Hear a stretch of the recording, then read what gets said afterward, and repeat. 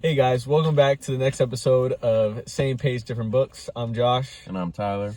Let's get right into it. Today we're going to be talking about modern dating, our thoughts, opinions on all of it. First thing is, are dating apps a blessing or a curse? What do you think? I don't know. That's hard. I think that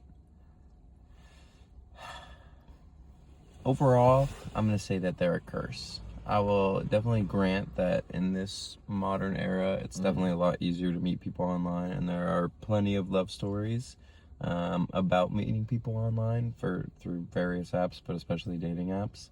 I think it's a little bit of a curse though, because, and this is probably more true of like all social media and stuff, but I feel like it's made it harder for people to be good at like just in-person conversation and like just getting to know someone and like being able to like sit down over a meal and have a conversation versus like everyone kind of wants to do the like DMs and those types of things where they have more time to come up with like the perfectly curated comment and like it's not, I mean, like it's them, it's their authentic thoughts and feelings, but it's not as authentic as like getting to know someone in person and the relationships that you develop that way.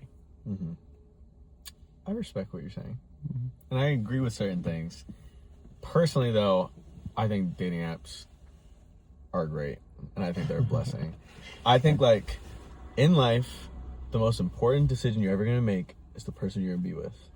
So I would want to be able to see every single possible option, not necessarily because like I'm not satisfied with what may be right in front of me, but like if it's going to be the person that's going to help me raise my kids, go through like terrible things like parents or friends passing away or like the stresses of life, I would want to make sure that I have like the best possible person that I think is a good, genuine person, but also I'm compatible with. And let's say I'm from some small town in Iowa and there's no one there, but I'm stuck with the options I have. I'd be, no offense to the people from Iowa if you're watching this, but I'd be like really frustrated if that was the case when I can match with somebody that may be in DC or California or out of the country and they are like maybe in some ways a carbon copy of me, but in some ways significantly better and more wholesome that I would want that in my life.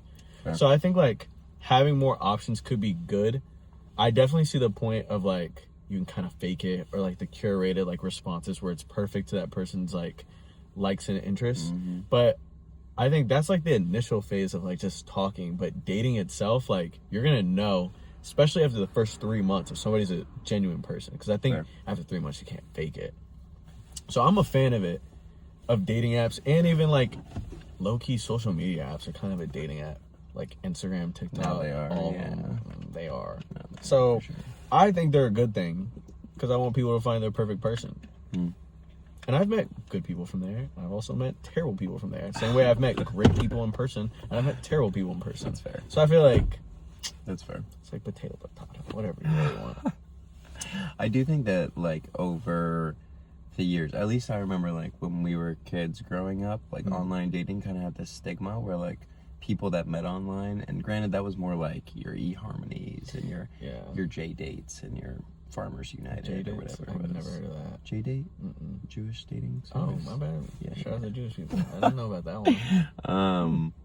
But there was definitely like this stigma that like online dating was like something that like you had to come up with a meet cute story instead of saying like you met online. And that's definitely like, I get that. I get that. Because like, 100%, I feel like it's more acceptable now though. To just say like, hey, we met online. It is what it is. It is more acceptable, but I think everybody kind of wants what you see in the movies and TV shows. Like How I Met Your Mother, he looks across the bar. Or like at the wedding, like then he meets the girl, even though there are so many chances. Or like somebody you work with, or maybe not work with. But like so many different opportunities you'd rather meet in person because it feels more genuine rather than like you just swipe. But to counter that, there are like millions of people that go on dating apps. Yeah. And like the likelihood of the person that you like or being interested or find you attractive, like, and vice versa, it's kind of slim. Unless you were like on an app that like wanted to talk about the type of music you liked. I think that would be a really good. You should look at this. It's a new dating app called Vibra.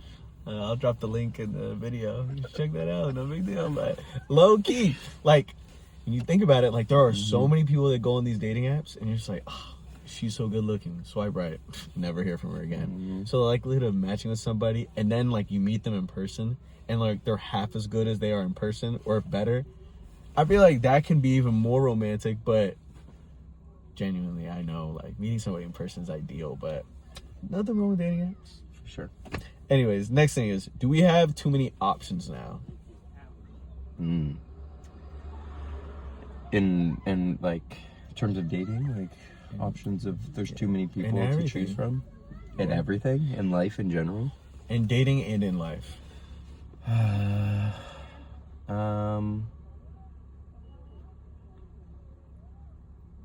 I think we have more perceived options. Okay.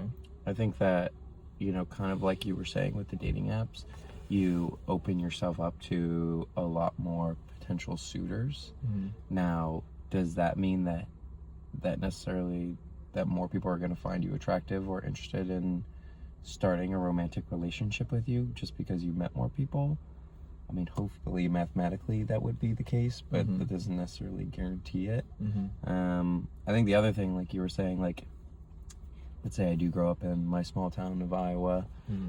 Even if I do meet someone online dating, you know, that lives in DC or lives in another part of the country, there's probably some restrictions in terms of like how often I can see that person, how often they can see me, what our ability to communicate is. So I think that there are a lot more perceived options in the sense of like I can just go on an app, say I'm anywhere in the world, and just start swiping right, and like maybe I'll get some connections through that.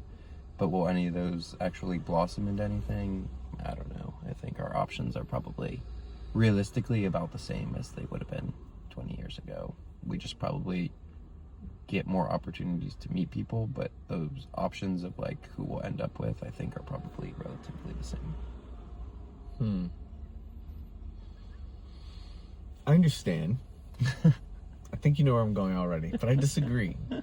I think like having more, I think we have a lot of options, but I think you can always have more. I don't think that's necessarily a bad thing to have more options. I do like the simplistic outlook of, well, this is what's right in front of me, and like we're gonna make it work. Because I feel like when you're in a relationship or friendship, like the most important thing is that like you see it through and you stick with it and try to make it work even through like the harder, tough times. But like if I want to have the best possible relationship or the best possible friendship or whatever like relationship, I think like if somebody happens to be across the world, I don't think that's a bad thing. I understand the like feasibility of it and like the money part that could be a little difficult, but distance means so little and someone means so much, and you can plan things, and if you really like somebody you can get creative and figure it out. It's just temporary until you're there in person. Like I can think of prime example, like my older brother Monty. He lived in California. His now wife, shout out to my sister-in-law, she lived in London. They weren't really gonna see each other often, but like the few times that they saw each other in person, they were like meaningful and impactful enough where it was enough to start a relationship, and now they're married, and I have a nephew now. Do they meet online? No, they met in person, but it was like, my point is drastically or far apart in the world, where he could have just been like, oh, I'm just gonna stick to the options in front of me. Or he could have just only been interested in girls from California where he was. But she was coming to see, I think, some of her friends or some music type of thing or whatever. I'm not sure. I'll find out the story when I talk to him later. But they like met in California because she came. And then out of everybody, he could have had something so much easier, somebody in California, let alone the United States. But he's like, this person is worth it. I like them. So I think having a bunch of options can be good, and you can make it work. Yeah. But then you also run the risk, I mean, and maybe this is not for everybody, but definitely like for me, I would say, of just like analysis paralysis of like you have too many options, and so now you're like, oh, I have to pick the very best one, but there's too many to choose from. No, I get that. Pros and cons list. Pros and cons? Pros and cons list. Fair enough. Or honestly, something simple something that I think it was one of my dad's friends told me at a wedding. it's something she said, and then some things that I just talked about with my little brother Daniel. She said that if you really like somebody, like you're having a party, at the end of the night of the party, are you happy that they're still there with you? And I was like, that's a good thing to think about. And another 3 things that we had talked about, me and Daniel, was who treats you the best, who do you feel the most comfortable around, and who do you think could be like a good potential mother to your kids. Like when you think about it, that's like the 3 simplest things. Like, do I want to be with somebody where like, wait, who treats you the best? What was the second one? Who treats you the best? Who do you feel like comfortable where you can like open up to? And then who could be a good mom? Because like, if I'm gonna be with somebody forever, like as a guy, you're a protector and provider. You're gonna be strong, or ideally that's what you want to be. So you're gonna have your guard up and deal with stuff like every day. I don't want to have my guard up when I pull up to the house around my wife. I want to feel comfortable around her, where I can open up and talk about whatever. Like, babe, I had a great day, but this really pissed me off, or I'm stressed about this. Like, you want that. And then, like, who treats me well. Like, if I had a bad day, they're not gonna, like, make me feel bad because I didn't take out the trash or something. They're gonna be like, I'm sorry you had a really bad day. Like, let me help you with this, or let me do that. And then who's gonna be a good mom? So I feel like all those things are important. So I think having as many options as possible is good. Fair. Anyways, and our last thing is, do you think dating is harder now than it was before social media? I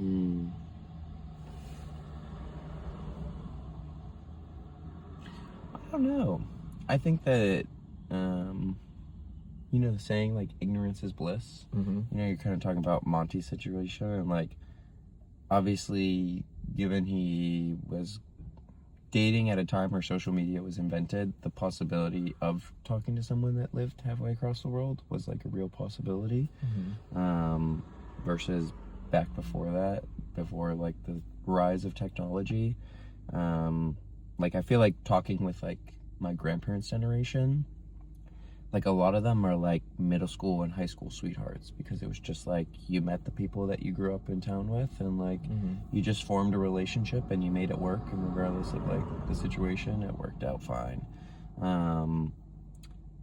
So I don't know. I think it's probably a little harder because there's so many options, and I think because the world has opened up in the sense of like there's so many more things that people can accomplish around the world. People have so many different goals now, and that's always not necessarily like on forming a relationship. Whereas back in the day, like when you found someone, and regardless of what was going on, like you stuck it out with them and made it work. No, I don't think dating has ever been easy. I think there will always be problems with relationships, but I think it was probably the thought process or the mentality behind dating was probably a little more resolute and persevering through tough times versus today, where you have so many options. It might be easier to just dump one and move on to the next. Interesting. So I say harder now. I can agree with certain things, because I feel like now it's like kind of perceived for a lot of people when you're in a relationship because of social media and dating apps, where it's like the moment it's over, you're just like, all right, who's next? Or like that saying, it's like, her new guy was never new, you just never knew. Like, which hurts. But like some things like that, because of social media and dating apps, you're just like, now it's like kind of accurate. But so I understand how it can be difficult having all the options, but I think if anything, it's easier now because of social media, like dating and dating apps. I think it's easier. The only reason why I think it's easier to get into relationships or easier to have meaningful ones? Both. I think it's significantly easier to get into one, because if I'm shooting my shot and there's like one basket because I live in one town, I'm probably gonna miss. If I'm shooting a shot and there are 1,000 baskets, let alone millions or billions of baskets, it may bounce on one rim, but it's gonna get in the hoop, and I'm gonna score, and I'm gonna be with somebody. So I think it like opens your options. So like I think it's easier to date. In terms of meaningful relationships, I think it may be a little harder in certain aspects because like when you're stuck with, not stuck, but like when your options are limited, you're like more willing to try to make it work. But I think like the same way like when you're on Google search or like on like Amazon or Netflix or any type of website, you can filter your search. You can kind of do that on a dating app, or if like you're going on dates with people or from social media and you get to know them, you can say, okay, like this person, like she's great. I have so much in common with them. And then like with them, it's easier to like build that foundation of really getting to know them where it can be a meaningful relationship that lasts. And like, I understand like how in some ways comparisons like the thief of joy, where if I like see some couple and they're like on some like island or on some private jet and then like I'm with somebody and they look over, I'm just like, I ain't gotta like that this way. But on the flip side, like I've seen so many like Instagram or TikTok posts where it's just like, oh, take your girl here, there's this cruise that's super cheap where you can ball on a budget, or great free date ideas, or something that you could do like that's within like your area. So I've seen those things where, if anything, social media has helped like cultivate like really good relationships and just friendships with people. So I think it's a great thing. I think it's just how you use it. You can abuse it and then it can like really hurt you, or like you can use it. Do you not think that social media is, I would say that social media is designed to be abused though?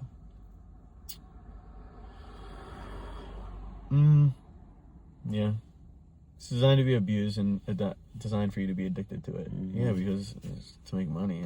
Everything to a degree is like about money, sadly. Money and Jesus, but all of it's kind of about money.